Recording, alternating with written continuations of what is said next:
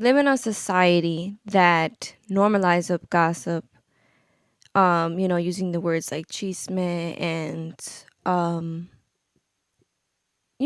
just the tea. And I think it's just, in my opinion, it's very wrong.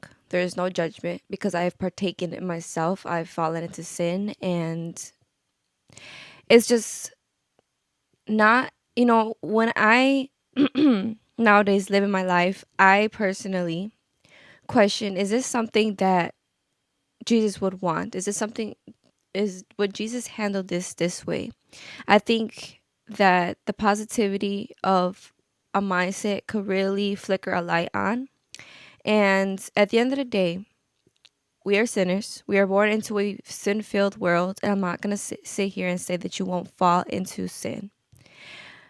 Jesus is so good. He is so remorseful to the point where it's like he knows before we sin, and he still loves us, and he will lead us back on the trail of our path that we need to.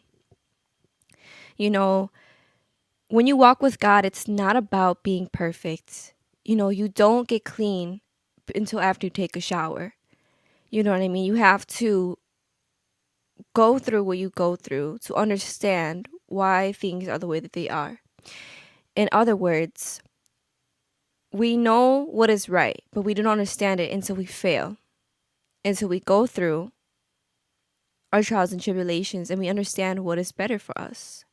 And following Jesus, he really is the answer. He is the way and the truth of life. He really does show us on our journey, this imperfectly perfect journey. Not so much about sacrifice, it's about obedience with Christ.